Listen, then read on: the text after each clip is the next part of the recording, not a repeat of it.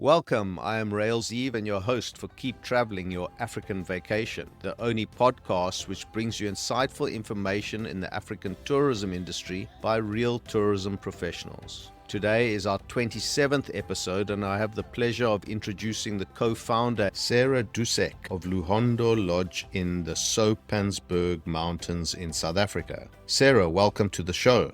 Thank you so much. Sarah, let's start with understanding where you are geographically in South Africa. We are up in Limpopo in South Africa, about an hour from the Zimbabwean border, very close to Zim. Oh, that's lovely. Zim's my hometown. Sarah, for international people that wanted to travel to Luvhondo Lodge, what would be the best way for you to explain to them how to get there?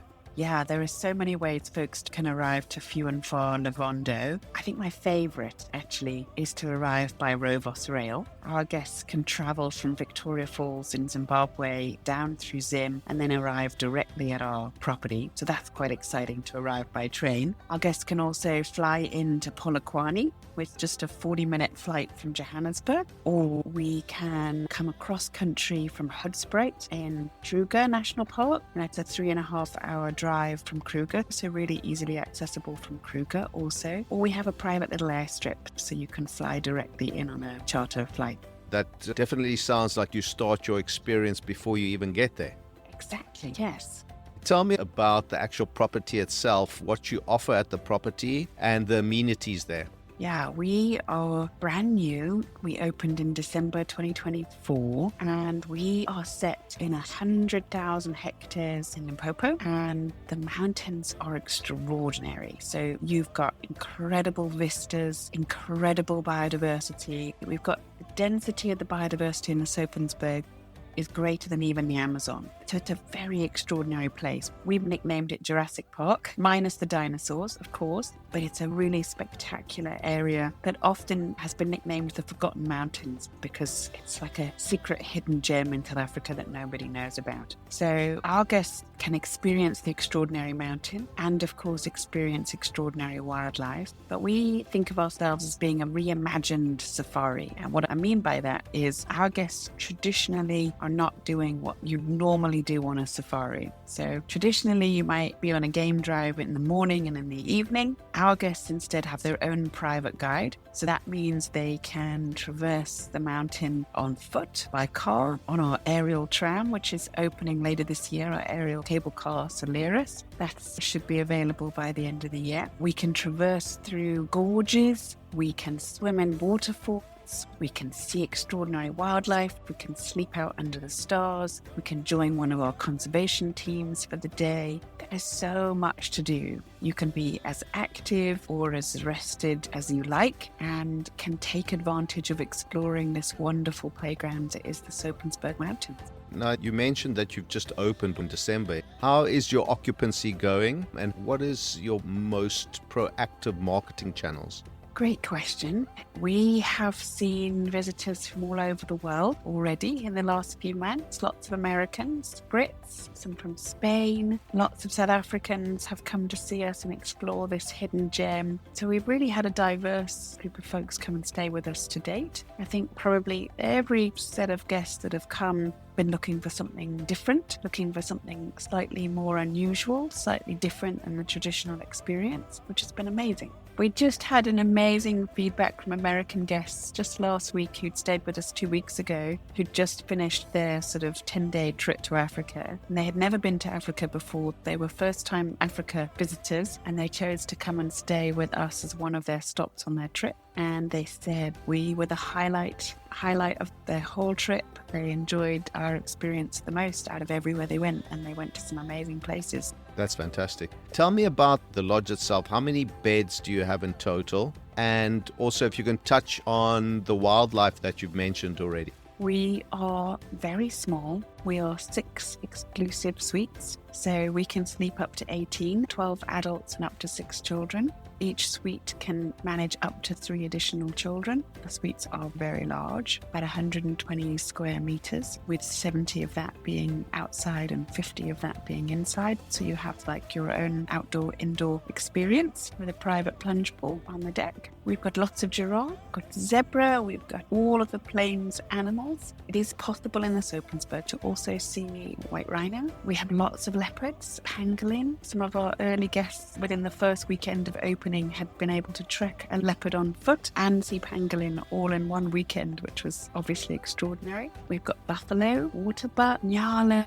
We don't have any lions, which of course enables us to be on foot and be able to explore the mountains. And we don't have any elephant, but we are about an hour and a half drive away from Mapungubwe. So one of the day trips our guests can take with us is to also explore Mapungubwe National Park on the border with Zimbabwe. And that is an extraordinary place, not just for elephant, but also for the history. It's one of the ancient kingdoms of the world, ancient historical site that was a trading post originally for ancient tribes. And there's an extraordinary museum there that's really worth a visit to. That sounds very interesting. Sarah, just tell me a little bit about your staff that you have at the lodge and what you're doing as far as training or bringing people through the ranks to reach their potentials. Where we're situated, the predominant tribe is the Venda tribe. So we have lots of Venda people on our staff. But we discovered there are many people from Limpopo, Venda people from Limpopo, who had been working all over South Africa at various different 5-star lodges. And when the first 5-star lodge in the Soutpansberg opened, many of them wanted to come home. So we've been very privileged and blessed to have all sorts of wonderful folks who've been working across South Africa come back and join us.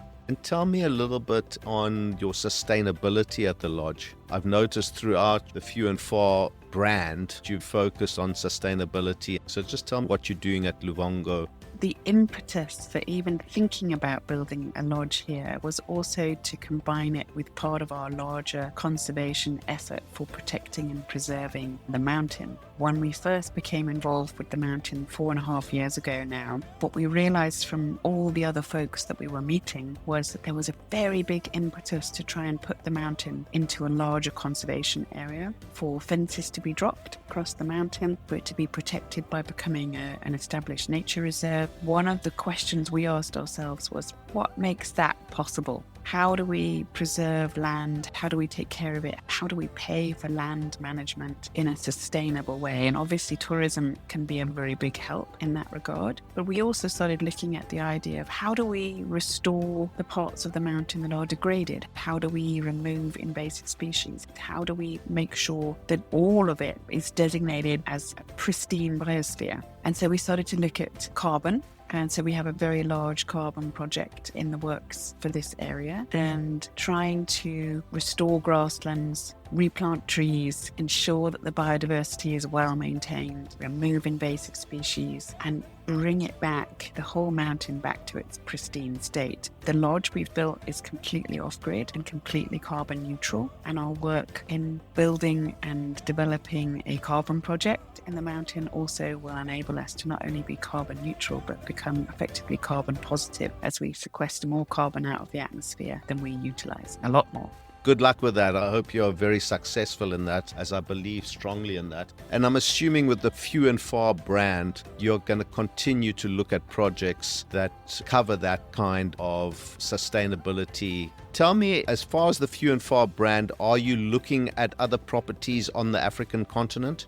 Yeah, we're looking at a variety of different climate projects and conserve and protect and create access to extraordinary wild places. We believe that conservation and climate work go hand in hand with having extraordinary travel adventures. And so that's the work that we're trying to do, leveraging our expertise in the hospitality industry to also do great climate work that also benefits and helps the planet. Sarah, I want to get a background as to where you've come from and how you've gotten to where you are today.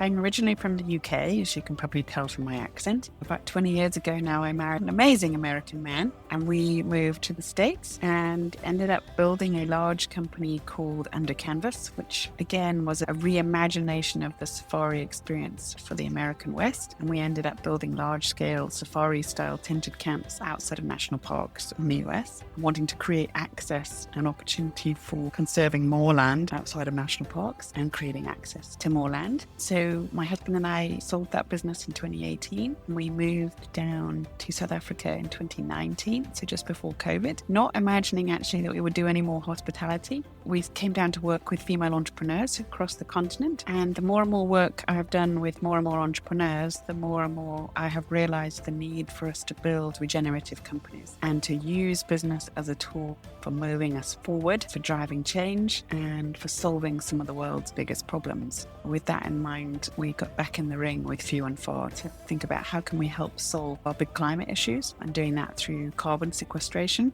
How can we preserve wild places, protect biodiversity that is hugely under threat? And even in the Soutpansberg, we're fighting coal mining, prospecting claims and mining claims that would love to really harm the Soutpansberg Moutains. Here we are building a regenerative company that we hope will have a great impact on the planet, people and communities. You seem to be going about it in the right way. I wish you all the very best on that. Sarah, during your time in the tourism business, you must have come across or experienced a particularly funny moment, an experience. Maybe it's been with a client, with your husband, but something that puts a smile, and I see a big smile on your face now, something that the listeners can humanize you even more by listening and understanding a little bit more about Sarah's. There are endless stories I could tell you about things that didn't go the way we thought they should go, things that didn't work quite the way they should have worked. And I actually just released a book last year called Thinking Bigger, pitch deck formula for women who want to change the world. And in that book, we document the story of growing and scaling Under Canvas, the first travel business I built, and some of the crazy things that happened to us along that way. But I'll share one story that's also in the book. We opened, as I said, tented camps outside of national parks in the US. And one of our first tented camps was in Yellowstone National Park, just outside of Yellowstone National Park. And Yellowstone is in bear country, and there are lots and lots of bears in the area. So of course, being in a tent can be a little unnerving for folks. So in our very early days, we supplied every guest in a tent with some bear spray. And bear spray is a pepper spray, not designed to harm the bear, but to ward it off effectively, because it's a gas that burns your eyes. We put bear spray in every single tent. We thought that was a great idea, and we warned all of the guests, don't use this unless there's an actual bear emergency.